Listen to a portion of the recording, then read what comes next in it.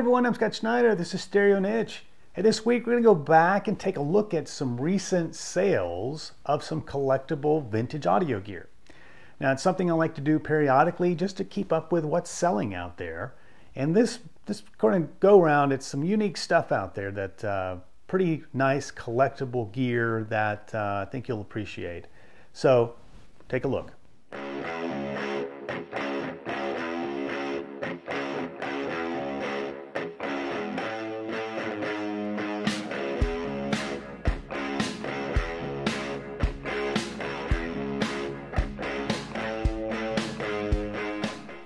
Alright, so this is something I've done once before, but this is the thing that I do ongoing. I sort of monitor what's selling out there as far as vintage collectible audio gear.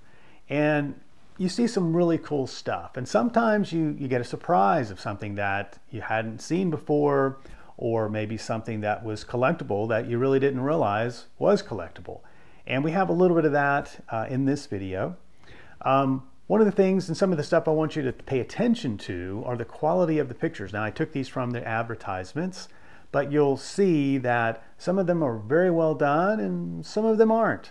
And but they managed to still sell if they're not. It was just surprising. But take note of that. I try to capture as many of the pictures as I can. There are going to be some speaker drivers, some whole speakers, some amplifiers, and I'll say a lifestyle system that I thought was pretty unique. And I put that one in here because that was one of the surprise items that I saw. Not the kind of thing that I would collect, but just to show you some examples of what some people do collect and will pay a pretty good premium for. So take a look at that, and then we'll come back at the end and do a little bit of a summary.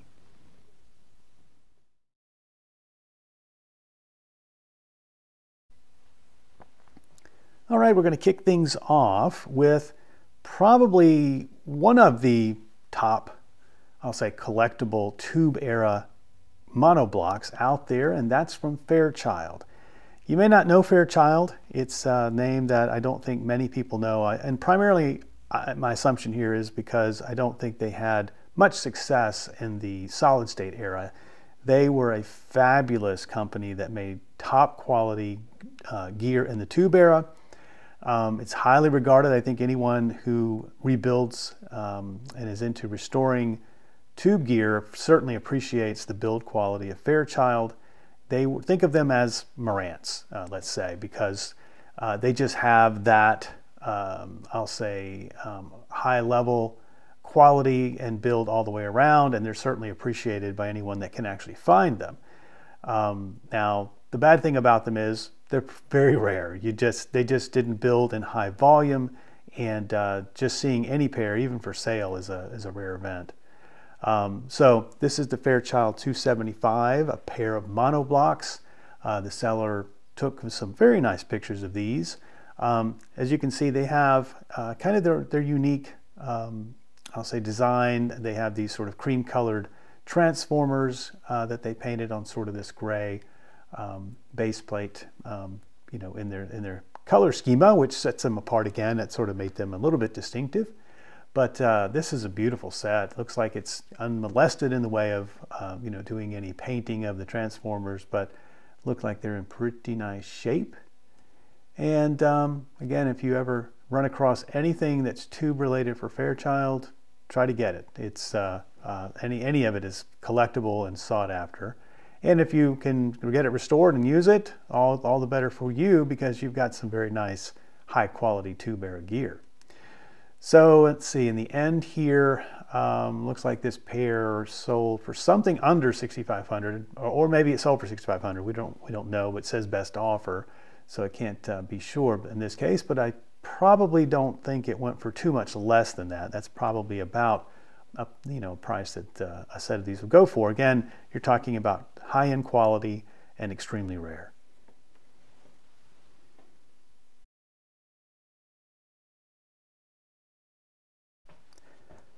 All right, so this is a set of JBL L300 Summit. Now these came out in the 70s, not long after, I think, the L100. They were sort of, I think, kind of trying to keep up with the success of the L100. But the L300 Summit, it's another version of the 4333, if you're familiar with those. I have a hard time keeping up with the JBL sort of Pro line naming conventions. They sort of blur together to me, but this was a fairly successful line, highly sought after. There was an L200 as well, similar format and cabinet. The L300 was, I think, a little bit of a step up. It has this sort of glass insert here for the top.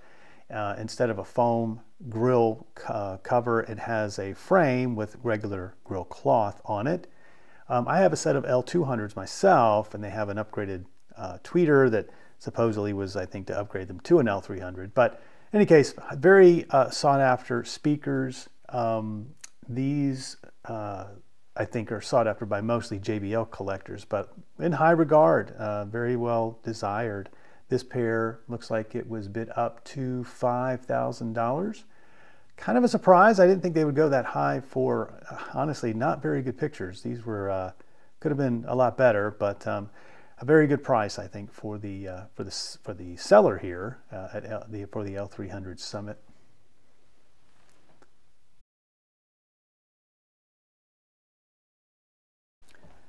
The Jensen G610 Triaxial. What a cool looking speaker, huh? This was contemporary to the Altec 604 variants, the coaxials. This model, this particular driver, was also an option in the Jensen Imperial. You could have bought the separate drivers, or you could have also had it with the G610. Now, I've not ever seen these or heard these, but from what I hear, they're in high regard. Every comment I've seen, the folks have said very nice things about them. But quite rare to find these. They're I think, a very cool looking driver. This gold bell on the back made them stand out quite a bit, but didn't sell in great numbers. I've never run across one myself. But I think if you see one of these in the wild, I think you'll know it, either from the front or the back. And as you can see, if you do run across a pair, they can go for quite a bit. These went over for $10,000. Again, it's best offer. I'm assuming it went for something just under this, but they do go for quite a bit. They are an extremely rare speaker, and if you were to find them in good condition, you've got a small winning lottery ticket there if you decide to sell them. I would love to find a pair and put them in some extra cabinets that I have in the back. I think they would sound quite glorious.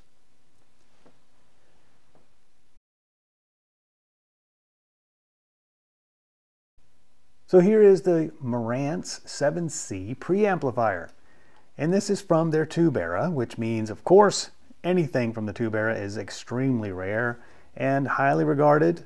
These units from, again, any point of Morance's tube era is highly sought after and very, very collectible. So this is the 7C.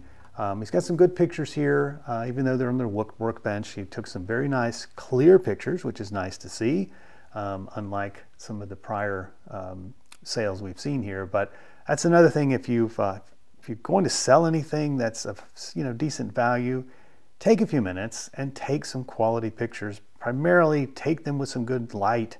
You don't have to have studio lighting. You can certainly pick a shiny day, use natural sunlight, and you can come up with some decent pictures. There's so many phones today with nice cameras in them.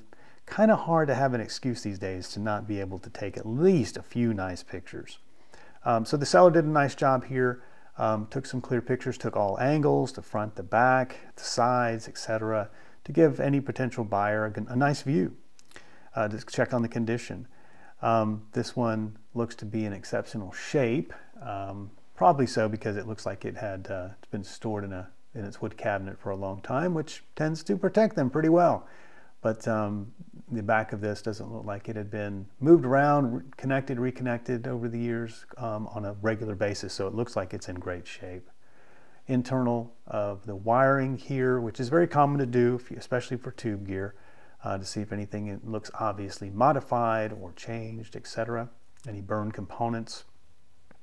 So in the end, looks like this one was a buy it now sale for $5,000 for this Morance Model 7C.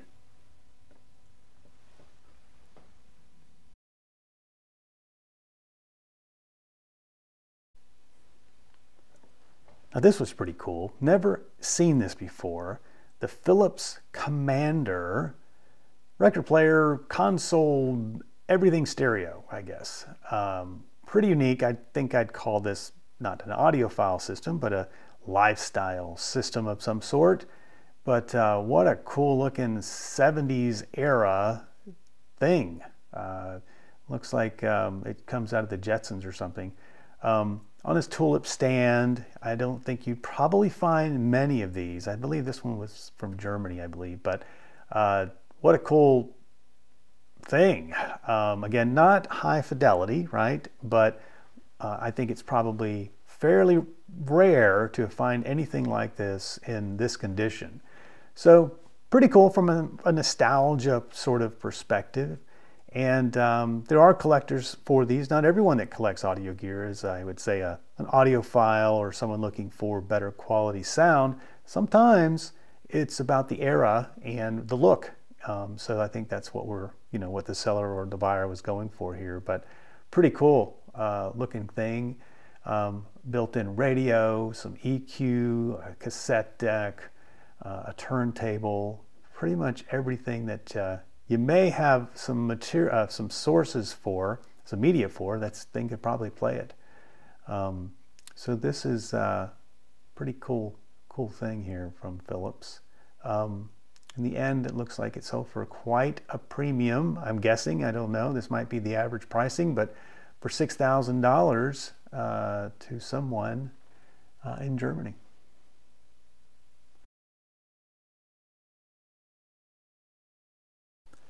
Now here's a set of Teny Silver.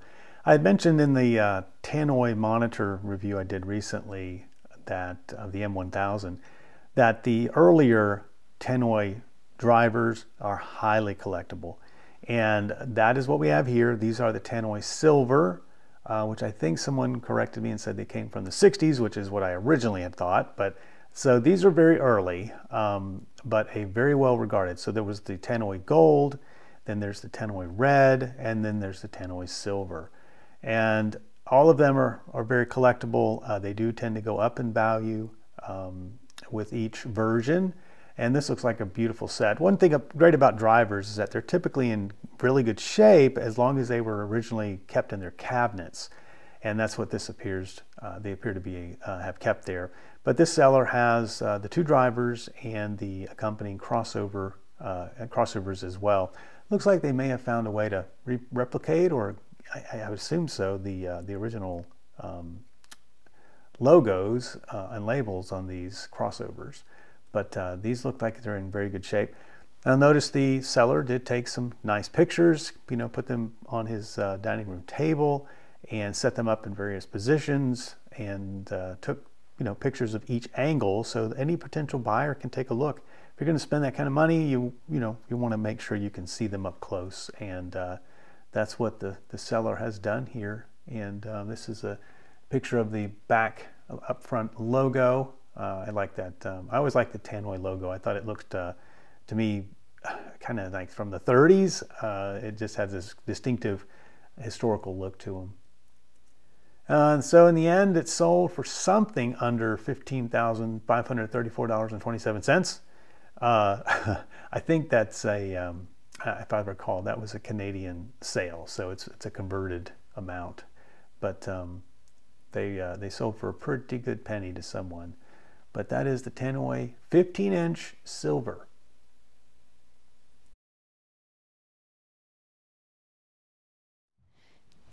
Well, there you have it. That's some cool stuff. Some surprises there, but most were things that I was quite familiar with and would love to find someday in my discovery and finding new things, especially those Fairchild amps. They are quite exceptional.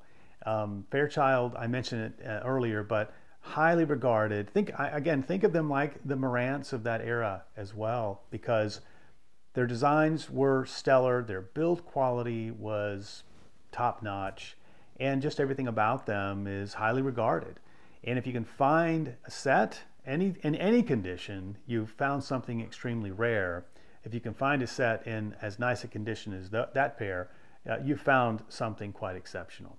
So keep a lookout if you're getting into collecting and you're poking around in garage sales and flea markets and things. Look for them, particularly inside of consoles. That's where you're going to find, most of these amplifiers like that. They were sold mostly as monoblocks, so it's going to be a challenge to find a pair, but if it's possible. Here was a pair that we saw here. It took me 10 years to find a mate to one of the monoblocks I have in my collection. So can be done, but it is quite hard to do. If it was easy, wouldn't be so fun finding them, right?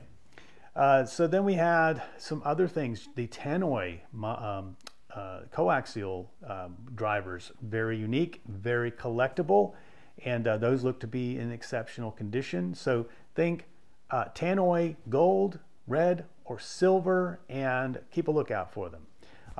One of the funny stories I had was many years ago. I found some speakers that were a do-it-yourself speaker, and I managed to get the back off, and I was struggling. There was a couple screws that were kind of stripped a bit, and I was having a hard time, but I was able to prop it open just a little bit, a couple of inches, just to see this gold bell on the inside. And for a little while there, I thought I had a set of gold monitors from Tannoy, but that wasn't the case. It turned out to be something much less valuable.